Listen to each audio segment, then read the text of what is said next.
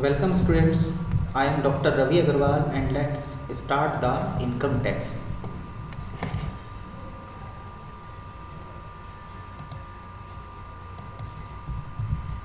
Last chapter में हम लोगों ने इनकम टैक्स में जो सैलरी हेड होता है, फर्स्ट हेड है इनकम का, उसके बारे में पढ़ा था।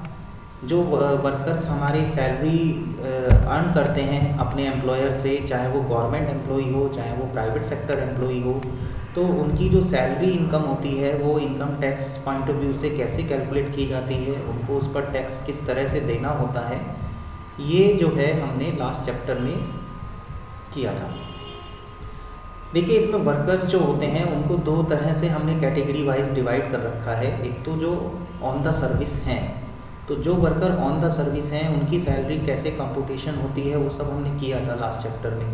लेकिन कुछ वर्कर्स ऐसे भी होते हैं जो रिटायर हो चुके हैं या जिन्होंने VRS ले लिया है, तो आफ्टर द रिटायरमेंट जो है या आफ्टर द सर्विसेज कंप्लीशन उनको जो है कुछ सैलरी से हटकर कुछ अलग से बेनिफिट्स जो हैं एम्प्लॉयर से मिलते हैं, जैसे कि पेंशन है, प्रोविडेंट फंड है, ग्रेच्युटी है। तो इस तरह के जो अलग से जो बेनिफिट्स मिलते हैं आफ्टर द रिटायरमेंट, वो भी सैलरी का ही पार्ट माने जाते हैं और उन पर भी टैक्स लगता है। तो उन सब पर कैसे टैक्स की कैलकुलेशन होती है, ये हमारा जो है अब इस चैप्टर में जो है आएगा। इसीलिए इस चैप्टर को हमने 2 कैटेगरीज में डिवाइड कर दिया था। एक तो सैलरी जो है वो एट प्रेजेंट एम्प्लॉइज़ की, जिसकी हमने कैलकुलेट की थी, और दूसरा अब हमारा जो चैप्टर का पार्ट स्टार्ट हो रहा है वो है सैलरी फॉर रिटायरमेंट एम्प्लॉइज़, यानी जो रिटायरमेंट बेनिफिट्स मिलते हैं एम्प्लॉइज़ को बाद में सर्विस पूरा करने के बाद, उन बेनिफिट्स पर जो है टैक्स को कैलकुलेट कैसे किया जाता है, उनकी कैलकुलेशन किस तरह से करते हैं। तो उसी सीक्वेंस में हम सबसे पहले जो है स्टार्ट करेंगे ग्रेच्युटी। ग्रेच्युटी जो है वो एक फंड रिलीज़ किया जाता है एम्प्लॉयर से एम्प्लॉई को जब वो रिटायरमेंट हो जाता है उसका। तो इस फंड को जो है उसको जो है आफ्टर रिटायरमेंट रिलीज़ करके उसको एक पूरा टोटल फंड जो है उसको प्रोवाइड किया जाता है, जिससे वो अपने आने वाले टाइम में, अब आने वाली जो आगे की फ्यूचर की जो इन्वेस्टमेंट्स हैं, जो अपना फ्यूचर का सेटलमेंट है, वो उसको करने में आसानी हो जाए।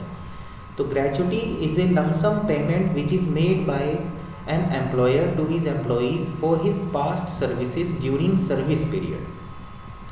The amount of gratuity received by the employee is taxable under the head salaries. जो भी एम्प्लॉई ने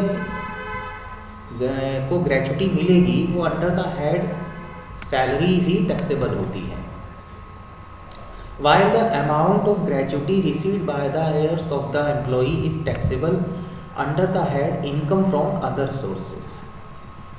लेकिन अगर एम्प्लॉई जो है वो डिकीज़ हो चुका है, उसकी डेथ हो चुकी है, लीगल एयर्स को अगर मान लो वो जो ग्रेच्युटी है वो पेड की जाती है एम्प्लॉयर से एम्प्लॉई के, तो ऐसी कंडीशन में ये जो ग्रेच्युटी की अमाउंट होगी वो इनकम फ्रॉम अदर सोर्सेज में टैक्सेबल होगी, जो कि इनकम का 5th हेड है।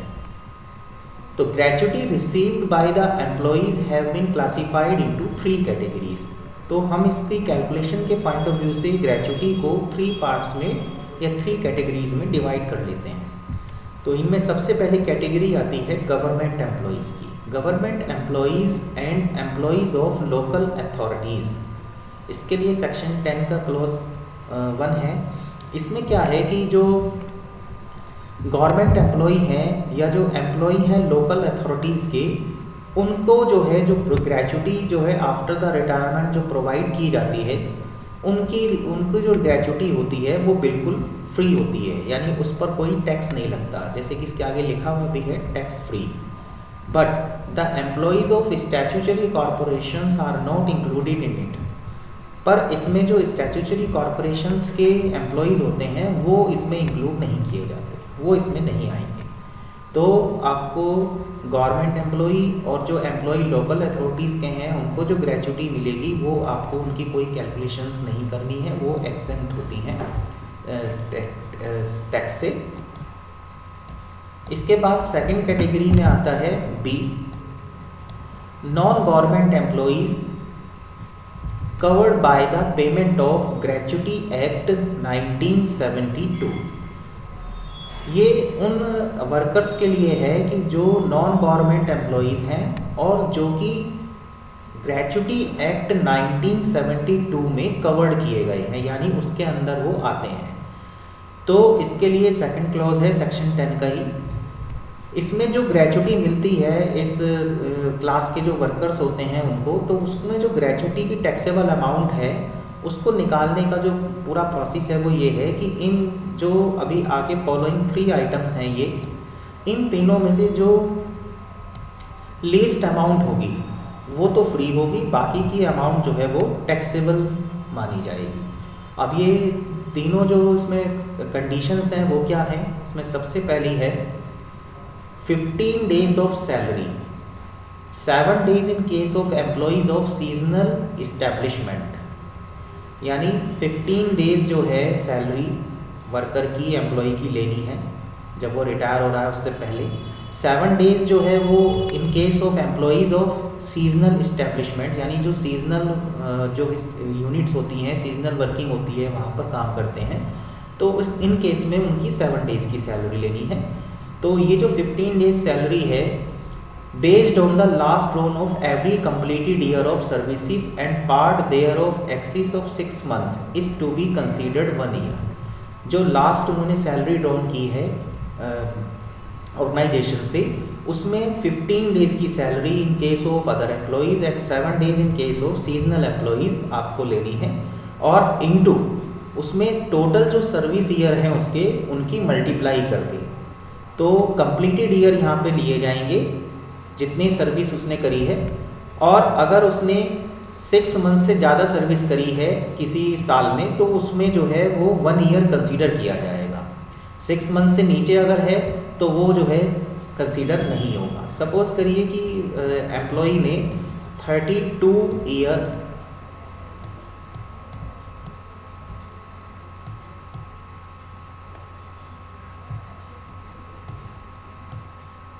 एंड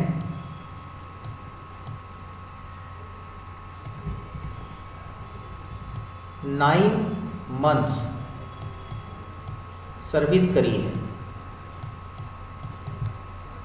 तो इस कंडीशन में 15 डेज सैलरी जो भी होगी उसकी, उसमें 33 की मल्टीप्लाई होगी। सपोज करिए 15 डेज सैलरी उसकी बैठती है 3000, तो यहाँ पर हम कैलकुलेशन में 33 ईयर लेंगे, 33 ईयर की मल्टीप्लाई होगी, क्योंकि 9 मंथ जो है वो मोर देन 6 मंथ कंसीडर किया जाएगा 1 ईयर में। और सपोज़ कीजिए कि यहाँ पर अगर मान लीजिए कि उसने जो सर्विस करी है वो 32 ईयर 4 मंथ करी है, 4 मंथ, तो इस कंडीशन में जो सैलरी है, अगर सपोज़ करिए लास्ट 15 डेज की सैलरी 3000 है, तो यहाँ पर कैलकुलेशन के लिए हम 32 ईयर्स ही लेंगे, यानी जो 4 मंथ है उसको हम इग्नोर कर देंगे, उसको छोड़ देंगे, तो कंप्लीटेड ईयर 6 मंथ और मोर देन सर्विस पर ही कंप्लीट माना जाएगा। तो इस तरह से ये फर्स्ट ट्रांजैक्शन जो है वो ऐसे कैलकुलेट होगी, last 15 days salary in case of seasonal employ 7 days salary into completed years of services. इसके बाद जो सेकंड अमाउंट हम लेंगे वो इसमें प्रेस्क्राइब्ड अमाउंट है 20,000 मैक्सिमम, यानी 20,000 मैक्सिमम लिमिट है एग्जम्पशन की, इससे ज़्यादा नहीं हो सकती। तो ये मैक्सिमम अमाउंट है। इसके बाद थर्ड नंबर पर आती है इसमें ग्रेच्युटी एक्चुअली रिसीव्ड, जो एक्चुअली में रिसीव्ड हुई है ग्रेच्युटी। तो इस तरह से यहाँ पर जो है ग्रेच्युटी जो आएगी, इन तीनों में जो लिस्ट अमाउंट आएगी, जो लीस्ट अमाउंट है वो फ्री होगी, और बाकी की जो है जो अमाउंट होगी वो एक्चुअली जो ग्रेच्युटी मिली है उसमें से माइनस कर देंगे। अगर कोई अमाउंट रेस्ट रह जाती है तो वो जो है टैक्सेबल मानी जाएगी। ठीक है, तो इस तरह से इसमें जो है ग्रेच्युटी की कैलकुलेशन की जाती है। अब बात करते हैं 15 डेज सैलरी की। तो 15 डेज सैलरी जो है उसका फॉर्मूला है, इसको निकालने के लिए हम क्या करते हैं कि सैलरी इंटू 15/26 करते हैं। तो यहाँ पर जो मंथ है वो 26 डेज का जो है कंसीडर किया जाएगा। इंटू 15/26। अब बात आती है कि यहाँ पर जो हमने ये सैलरी ली है, इसके लिए भी यहाँ पर रूल है कि सैलरी में क्या क्या इंक्लूड किया जाएगा। तो यहाँ पर जो मैंने सैलरी ली है, उस सैलरी में यहाँ पर इंक्लूड होगा सैलरी फॉर लास्ट मंथ, यानी जिस दिन एम्प्लॉय रिटायर हुआ है उस लास्ट मंथ की जो सैलरी होगी उसकी वो सैलरी लेनी है। यहाँ पर डियरनेस पे, अगर उसको कोई डियरनेस पे हो रहा है, दिया जा रहा है एम्प्लॉयर के थ्रू, तो वो इसमें ऐड होगा। Dearness allowance whether under terms और नॉट, डियरनेस अलाउंस इसमें ऐड होगा, वो भले ही चाहे अंडर टर्म्स हो या ना हो, उस पर कोई फ़र्क नहीं पड़ता है, ये इसमें ऐड किया जाएगा। तो इस तरह से इन तीनों का जो समीशन होगा वो ही यहाँ पर एज ए सैलरी काउंट होगा, और उसी सैलरी का इंटू 15/26 करके हमें यहाँ पर 15 डेज सैलरी जो है वो लेनी है, जिसकी हम मल्टीप्लाई करने वाले हैं सर्विस ईयर में, यानी कंप्लीटेड ईयर्स में। तो इस तरह से इन तीनों में से जो मिनिमम अमाउंट आएगी वो फ्री होगी, और उसे अगर हम ग्रेच्युटी की एक्चुअल अमाउंट में से लेस करके अगर कुछ बचता है तो वो जो अमाउंट आएगी वो उसमें टैक्सेबल अमाउंट होगी, जिसे सैलरी हेड में टैक्सेबल अमाउंट में ऐड कर दिया जाएगा। तो इस तरह से जो है ग्रेच्युटी की कैलकुलेशन गवर्नमेंट एम्प्लॉय और उन एम्प्लॉयज़ के लिए जो कि अंडर द ग्रेच्युटी एक्ट 1972 आते हैं उन पर की जाती है। अभी इसमें वो वर्कर्स आएंगे इस थर्ड पॉइंट में जिनको कि under the gratuity act 1972 cover नहीं मिलता है, तो वो हम नेक्स्ट वीडियो में करेंगे।